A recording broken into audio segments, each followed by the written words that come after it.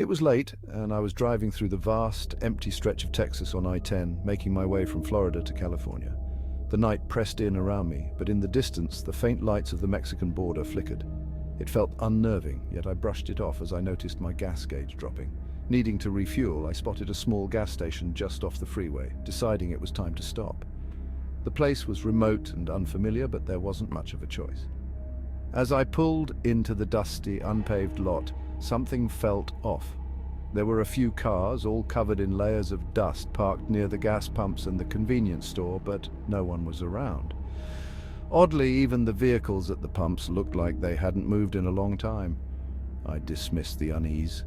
Maybe they were parked there to make the place look busier than it was. I remembered I'd been holding off on using the restroom. I decided it would be smart to go now before hitting the road again. So I stepped out of my car and walked into the dimly lit store.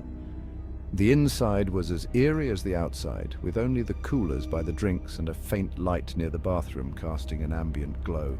A man behind the counter stared blankly as I entered, and when I asked for the restroom, he responded in Spanish and pointed toward the back.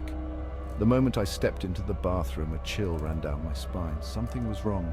The stalls were old, made of rotting wood, and the floor looked like it had been washed down over and over again. A strange, off-putting smell lingered in the air. As I stood there, I spotted what appeared to be a small, hidden door near the base of the wall. That was it. I couldn't shake the feeling that I needed to leave. Quickly washing my hands to avoid suspicion, I headed for the door, but as I stepped out, 3 men who hadn't been there before were waiting, staring me down. One of them had a knife by his side. My heart raced, but I tried to remain calm. Just then, I heard the ding of the entrance door opening, and a man with a dog walked in, asking for water. The cashier raised his hand and signaled to the 3 men, almost as if to call them off. Seizing the opportunity, I slipped out, got into my car, and sped away, not looking back. My body had sensed the danger long before my mind fully registered it. Subtle cues. The dusty cars, the darkened store, the suspicious behavior had triggered my fight-or-flight response. My gut instinct, sharpened by my heightened senses, warned me that something wasn't right.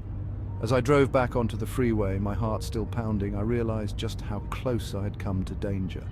In hindsight, I could have trusted my initial discomfort and avoided stopping there at all. In unfamiliar, isolated areas, it's always a good idea to trust your instincts and, if possible, plan your stops ahead of time in well-lit, busy places. Always be aware of your surroundings, and if something feels off, it's better to leave than to risk your safety.